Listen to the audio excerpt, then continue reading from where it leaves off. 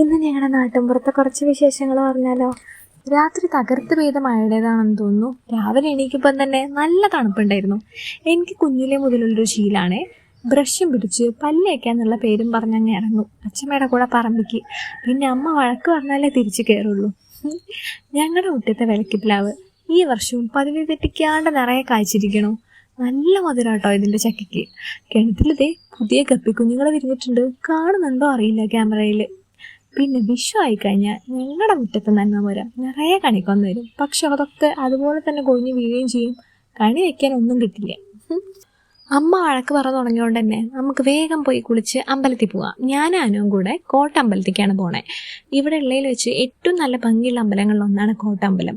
ഇവിടുത്തെ മേലെ അമ്പലം വരുന്നത് ഒരു കുന്നിൻ്റെ മേലെയാണ് കേട്ടോ. സോ കുന്നിൻ ചെരുവും നിറയെ മരങ്ങളും അമ്പലക്കുളവും ഒക്കെ ആയിട്ട് കാണാൻ അടിപൊളിയാണ്. അത് മാത്രമല്ല ഇവിടെ നിറയെ കുരങ്ങന്മാരുണ്ട് കേട്ടോ. തിരിച്ചു വരുമ്പം വീഡിയോ എടുക്കാമെന്ന് വിചാരിച്ചതാണ്. പക്ഷെ ചൂടുകൊണ്ടാണെന്ന് തോന്നുന്നു ഒറ്റ നേരം കാണാനുണ്ടായിരുന്നില്ല. ഈ പ്രാണിയില്ലേ കുഞ്ഞുനാളത് ഇഷ്ടം പോലെ ഉണ്ടാവാറുണ്ട് കേട്ടോ. ഇപ്പം അങ്ങനെ കാണാറില്ല. അങ്ങനെ തൊഴുത് കഴിഞ്ഞ് ഞങ്ങൾ തിരിച്ച് വീട്ടിലേക്ക് വന്നു. ഇന്ന് സൺഡേ ആയതുകൊണ്ട് തന്നെ ഒരുപാട് പണിയുണ്ട്. ഈ ആഴ്ചത്തേക്കുള്ള ബാത്ത് പൗഡറും ജ്യൂസസും എല്ലാം സെറ്റാക്കി വെക്കണം. അതിൻ്റെ ഒരു സൺഡേ കെയർ വീഡിയോ ഞാൻ സ്പെഷ്യലായിട്ട് വേറെ ചെയ്യുന്നുണ്ട്. ഓക്കെ. അങ്ങനെ വൈകുന്നേരമായപ്പം ഞാനും അച്ഛമ്മയും കൂടെ പുറത്ത് വന്നിരുന്ന്, അതായത് പുഴയുടെ അക്കത്ത് വന്നിരുന്ന് ഒന്ന് ചായ കുടിക്കാമെന്ന് വിചാരിച്ചു. വല്ലപ്പോഴും ലീവ് കിട്ടുമ്പോഴൊക്കെ അല്ലേ എനിക്കൊന്ന് സ്പെൻഡ് ചെയ്യുള്ളൂ. ഇതാണ് എൻ്റെ അച്ഛമ്മ. ഞങ്ങളെ ഈ മാതോടിനാരങ്ങയ്ക്ക് ഓരോ സ്ഥലത്തും ഓരോ പേരാ പറയാല്ലേ. കുറേ നേരം ഇവിടെ ഇരുന്ന് അച്ഛമ്മയുടെ കഥയൊക്കെ കേട്ട് സമയം പോയതറിഞ്ഞില്ല. ചായ കുടിച്ച് കഴിഞ്ഞപ്പോഴാണ് ഒരു കാര്യം കാണുന്നത്. തോട്ടത്തിലെ കൈതച്ചക്ക ആരോ പൊട്ടിച്ചിരിക്കണോ. പൊട്ടിച്ചാളാണെങ്കിൽ പേടിച്ചിട്ട് മരത്തിന്റെ മണ്ടയ്ക്ക് കയറിയിരിക്കുക. കാര്യം ഞാൻ ചുമ്മാ അവനൊന്ന് വരട്ടെങ്കിലും ഇത് കണ്ടപ്പോൾ ശരിക്കും ഞാനും എൻ്റെ കുട്ടിക്കാലവും സമ്മർ വെക്കേഷൻ ഡേയ്സ് ഒക്കെ ഓർത്ത് പോയിട്ടോ. എന്ത് രസമായിരുന്നു എന്നറിയാം ആ കാലമൊക്കെ. പിന്നെ ഇവിടെ ഒരാൾ ഇങ്ങനെ നോക്കിയിരിപ്പുണ്ടായിരുന്നു. എപ്പോഴാണ് എന്നെ പുറത്ത് കൊണ്ടുപോകാന്ന് വെച്ചിട്ട്. അതിൻ്റെ സങ്കടം കാണാണ്ടിരിക്കാൻ വയ്യല്ലോ. നമ്മുടെ വീട്ടിൽ പെറ്റ്സ് ഉള്ള ആൾക്കാരാണെന്നുണ്ടെങ്കിൽ നമ്മൾ എത്ര തിരക്കുണ്ടെങ്കിലും ഈ പെറ്റ്സിന് വേണ്ടിയിട്ട് സമയം മാറ്റി വെക്കണം കേട്ടോ.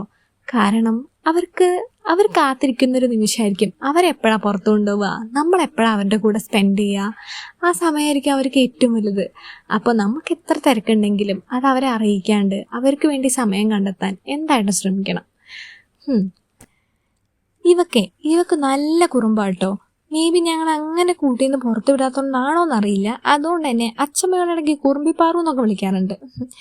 അങ്ങനെ ഇതും കഴിഞ്ഞ് ഞാനും അച്ഛനും കൂടെ പാല് മേടിക്കാൻ വേണ്ടി പോവാണേ. ഇതാണ് കിങ്ങിൻ്റെ പെണ്ണ്. ഇത് കുട്ടപ്പനും ദാസനും. ഇവരെ കൂടാണ്ട് ഇവിടെ കുറേ പേരുണ്ട് കേട്ടോ. ഇതാണ് നമ്മുടെ സ്വന്തം ഗണേശേട്ടൻ. ഗണേശേട്ടൻ്റെ ലോകമാണിത്. പശുക്കളും ആട്ടിൻകുട്ടികളും കോഴിക്കുട്ടികളും പിന്നെ നിറയെ കൃഷിയും അങ്ങനെ നിഷ്കളങ്ക ചെയ്തിട്ട് ഒരു ലോകം തന്നെയുണ്ട് ഇവിടെ. പിന്നെ എന്താണെന്ന് വെച്ചാൽ ഞങ്ങളുടെ നാട്ടിൽ എല്ലാവരും പാല് മേടിക്കുന്ന ഗണേശേട്ടൻ്റെ അടുത്തുനിന്ന് കേട്ടോ. അയ്യോ സമയം പോയതറിഞ്ഞില്ല. ക്യാമറ കണ്ടപ്പം കണ്ണനിതാ എന്തോ പറയണമെന്നുണ്ട്. കേട്ടോക്കൂ.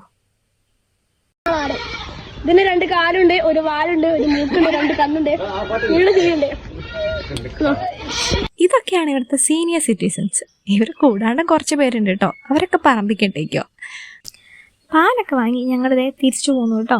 അപ്പം ഇന്നത്തെ വീഡിയോ ഇവിടെ അവസാനിപ്പിക്കുകയാണ്. ഇതാണ് ഞങ്ങളുടെ കൊച്ചു ഗ്രാമം. ഇഷ്ടപ്പെട്ടോ? എല്ലാവരും എന്നോട് ചോദിക്കും എന്താ നീ പുറത്തേക്കൊന്നും പോകാത്തതെന്ന്. ഈ നാടും വീട്ടുകാരും അമ്പലവും കുളവും കുന്നിച്ചെരുവൊക്കെ വിട്ടിട്ട് എവിടേക്ക് പോകാനാ? ഈ സന്തോഷം സമാധാനം വേറെ എവിടെയും കിട്ടും. അപ്പം അത്രയേ ഉള്ളൂ. ബാക്കി നാളെ ടാറ്റാ.